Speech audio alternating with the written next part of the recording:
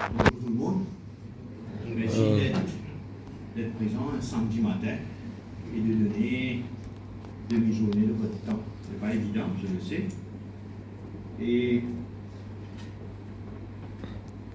Excellences sont là, les membres de la Chambre d'agriculture, les membres du board, les membres de l'Université de Maurice, tout le protocole respecté, étudiants, mesdames et messieurs. D'abord, je crois que cette journée, comme à point, à pic, je ne sais plus, parce que cette réflexion ce matin sur la situation dans le monde, cette journée, réflexion sur l'eau, vient un moment où nous traversons des situations extrêmement difficiles. Tous les jours, je préside une réunion de crise au ministère concernant non pas l'eau, mais la gestion de l'eau d'une façon quotidienne. Et ce n'est pas évident. 3/4 de mon temps au sein du ministère est utilisé pour gérer l'eau, les décisions d'une façon quotidienne pour la population dans son ensemble. Ce travail, ce n'est pas un travail de ministre. Le travail, c'est le travail de la Central Water Authority et du Water Resources Unit, M. Matali et M. Djoko. Mais je suis obligé, avec la PS de mon ministère, avec les techniciens de mon ministère, d'avoir un regard quotidien sur ce qui se passe dans le pays pour pouvoir alimenter et faire tourner l'économie.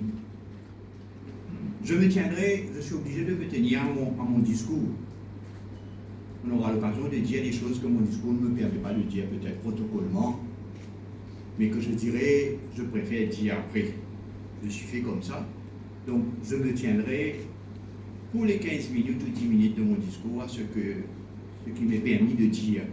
Mais au du service protocolaire, si les questions sont soulevées, bien sûr que je répondrai à certains éclaircissements.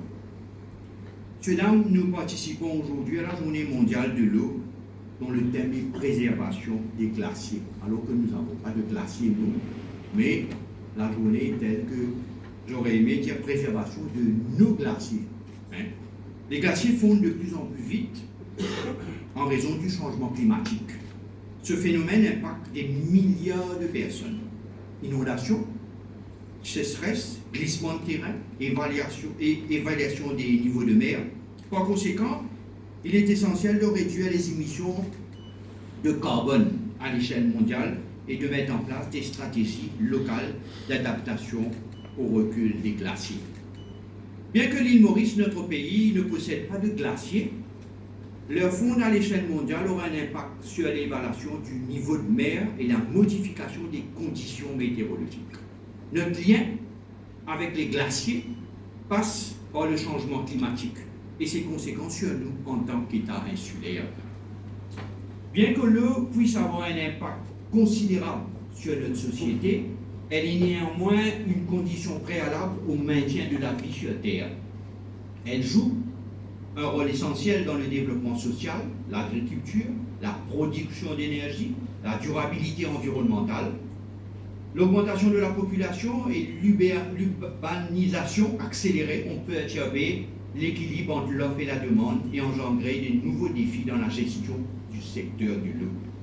Ces défis croissants devraient s'aggraver à l'avenir. C'est le cas aujourd'hui, augmentant ainsi la vulnérabilité de l'île au changement climatique, entraînant des pertes économiques et une dégradation de l'environnement.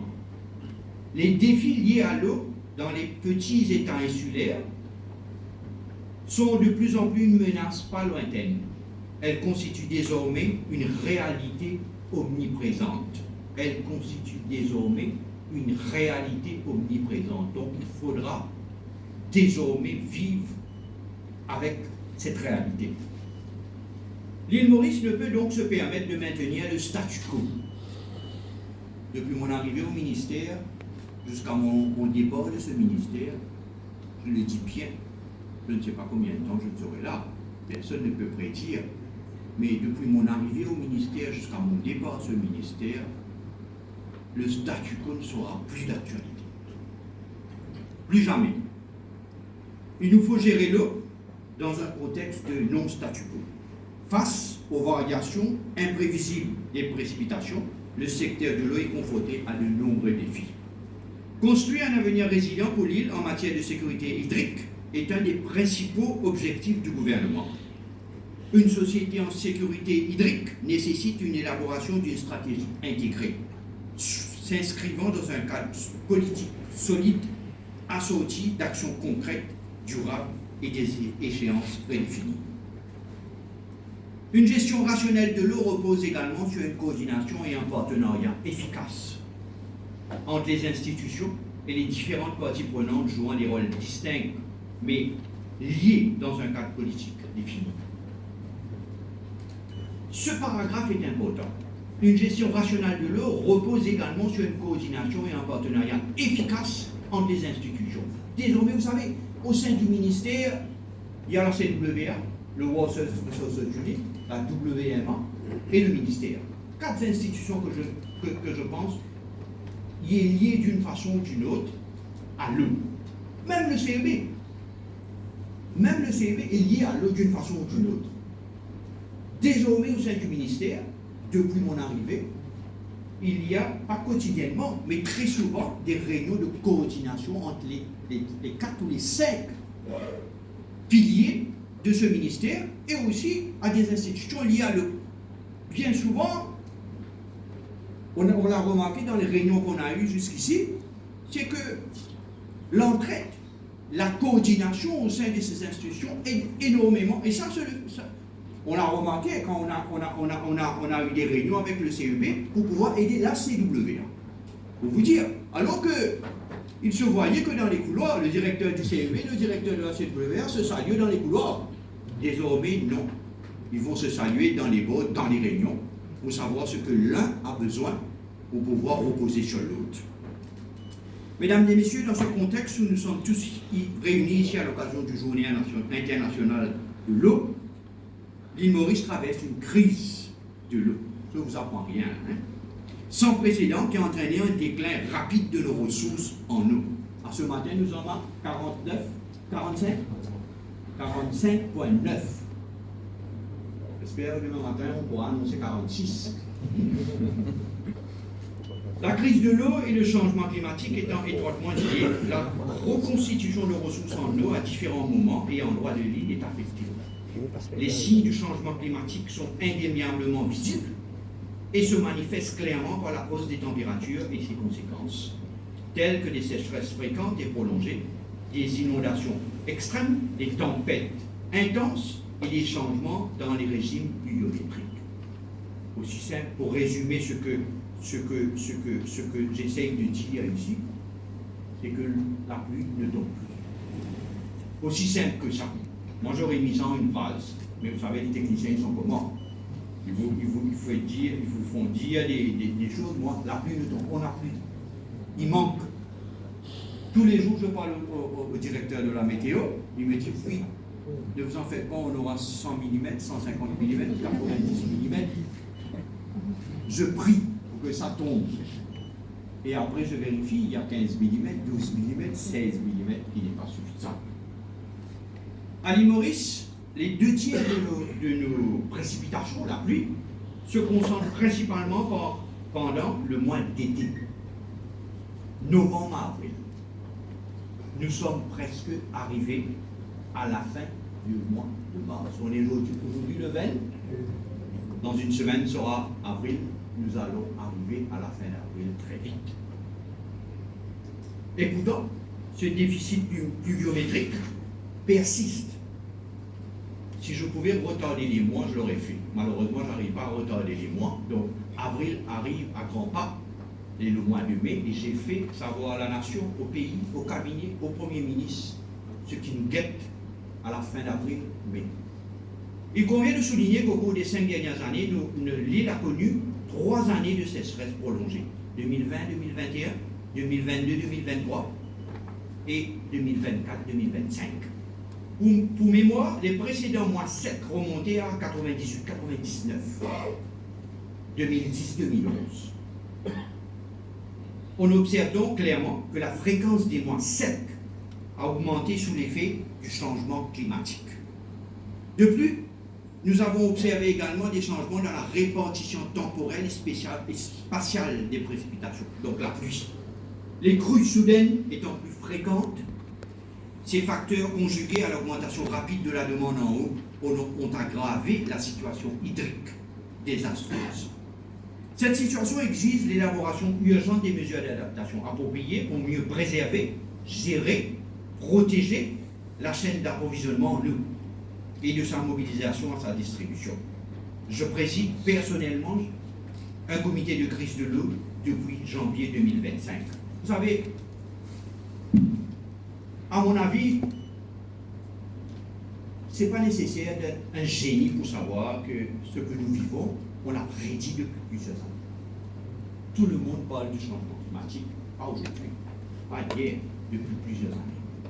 On met en garde que ça va changer, qu'il tombe beaucoup de pluie quand il ne faut pas, et moins de pluie quand il faut. Et notre système à nous, à l'île Maurice, repose sur deux faits clairs. Le stockage de l'eau, la gestion de l'eau et la distribution de l'eau. Aussi simple que ça. Aussi simple que ça. Il faut qu'on stocke de l'eau, gestion de cette eau et la distribution de cette eau. Depuis plusieurs années, on s'est dit, le stockage n'est pas suffisant. Là où je passe, on me dit, ministre, vous voulez faire ça? Des milliers de mètres cubes d'eau partent à la mer. Après ça, capesse. Tout le monde voit. C'est simple. Et quand nous mettons cette eau dans la distribution, vous distribuez chez vous, 62% de cette eau se perd. C'est clair. Si, après votre compteur à la maison, l'eau se perd, et vous voyez que votre compteur commence à s'affoler en fin de mois, la CWA vous envoie les factures, sautant de 1500, 2000, 2000, 2500, 2500, 3000, qu'est-ce que vous allez faire? Vous partez sur la CWA, c'est pas possible, il y a un problème. La CWA vous demande de changer votre tuyau de chez vous, parce qu'il y a des fuites. Les fuites vous font perdre de l'argent. Les fuites sur le réseau de la CWA fait que la CWA perd de l'argent. Chaque 100 litres d'eau qu'on met sur le réseau, 60%, plus de 60% se perd, que 40% arrive chez nous. Quelle industrie qui ne va pas être en faillite dans des conditions pareilles? Donc la politique doit être basée simplement, à mon avis, sur un stockage adéquat et une distribution adéquate. C'est simple. Mais, malheureusement, moi j'ai hérité, je suis ministre que depuis 3 mois, mais j'ai hérité d'une situation où là, il nous faut gérer de ce qu'on a. Qu'est-ce qu'on a fait? Nous avons décidé des mesures qui touchent votre vie de tous les jours. Tout le monde ici et ceux qui nous écoutent. Nous avons décidé qu'il y aura une réduction des heures d'approvisionnement en eau. Le peuple a fait le miracle.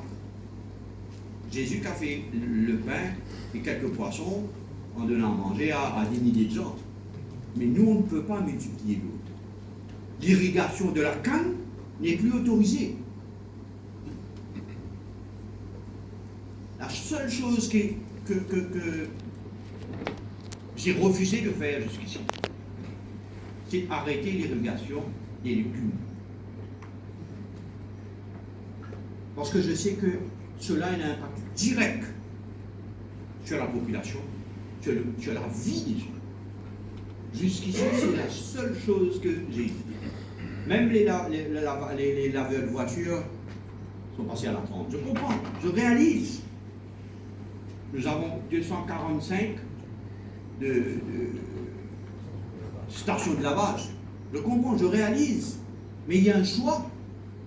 On a un choix à faire et nous avons fait ce choix. interdiction de lavage des voitures, mobilisation surface d'eau. Donc nous faisons des drilling, des forages, nous essayons d'augmenter les forages. Nous avons installé des réservoirs, des mini-réservoirs dans ces endroits. Plus d'une vingtaine de mini-réservoirs. Et nous avons augmenté les camions-citernes pour donner de l'eau, là où il faut donner de l'eau, parce que les gens, je réalise que les gens doivent avoir une goutte d'eau au moins pour vivre. Ici, je voudrais souligner le rôle crucial de nos amis de médias, les médias qui nous aident énormément dans la sensibilisation. Et je salue aussi le secteur privé. Vous savez, de par mon histoire, je n'ai pas été tout le temps un ami, un grand ami, surtout dans le secteur énergétique, le secteur privé. Avec l'âge, on devient sage. Hein? C'est bon. Mais je dois saluer la collaboration du secteur privé. Et cette collaboration va continuer. Je dois saluer la collaboration de certaines usines sucrières qui nous aident. Médine nous a donné deux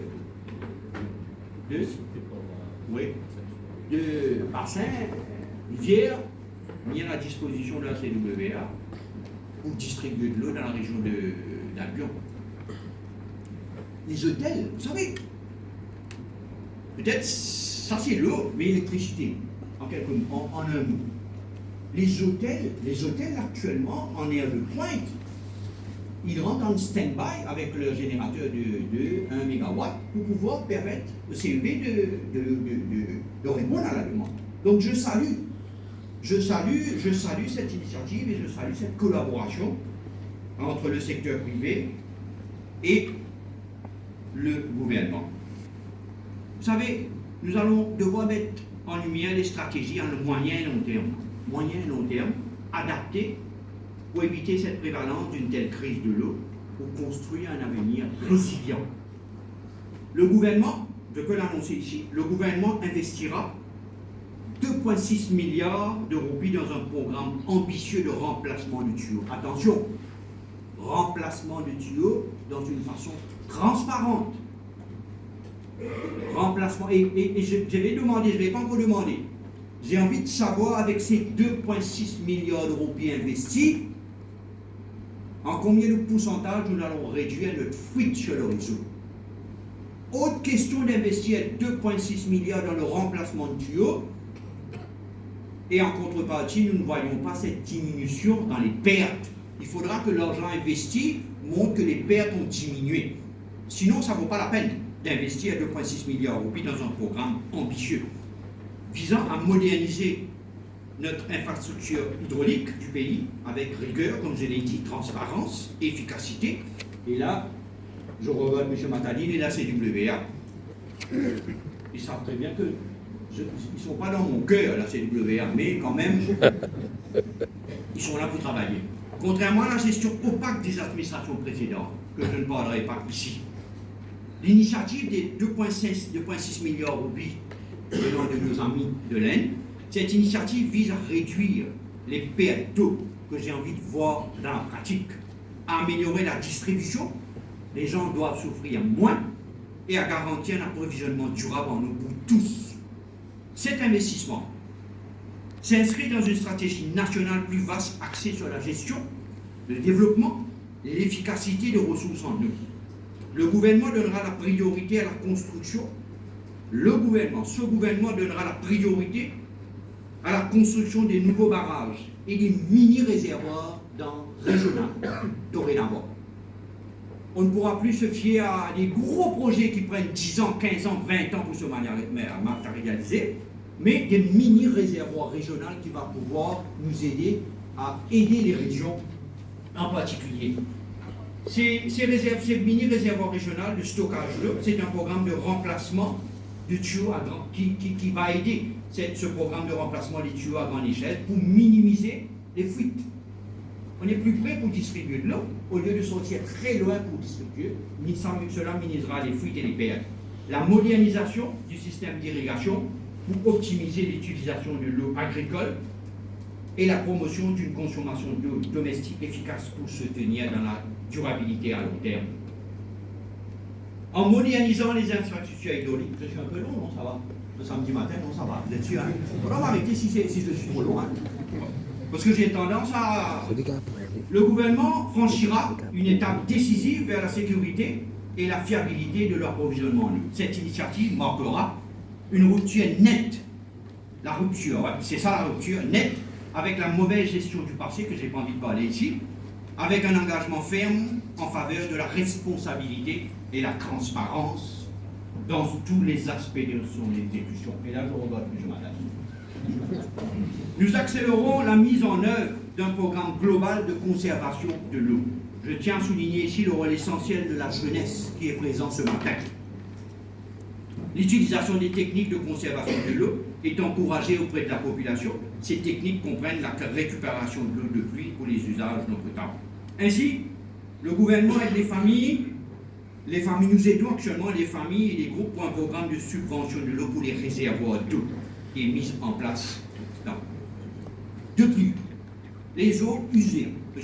Diawaye est quelque part là, de la Wastewater Management, les eaux usées seront réutilisées pour l'irrigation des pelouses dorénavant par les hôtels et des régions côtières.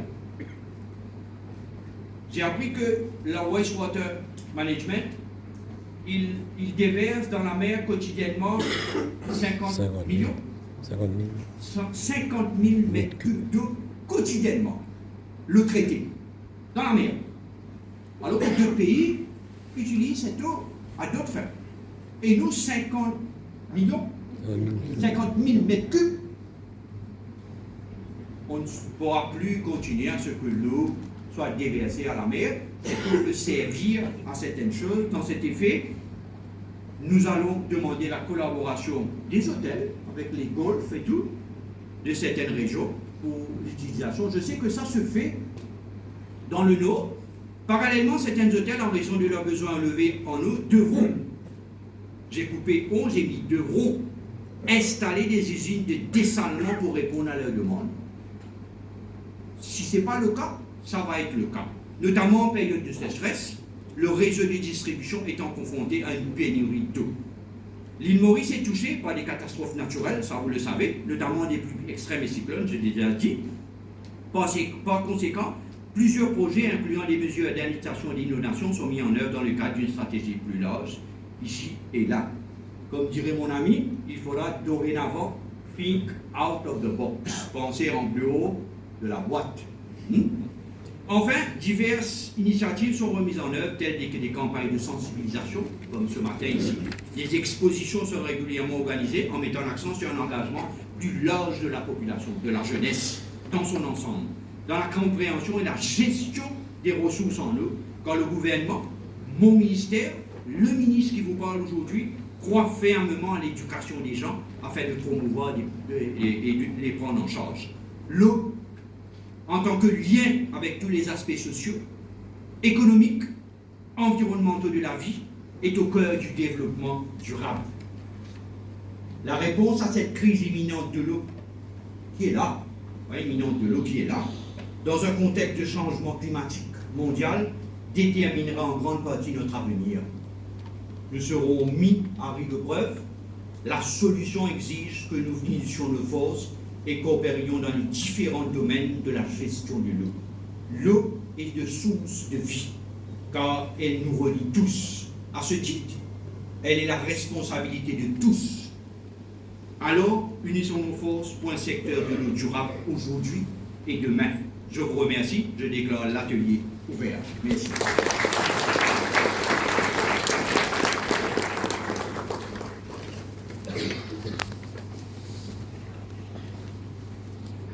Thank you, Honorable Minister, for the action being initiated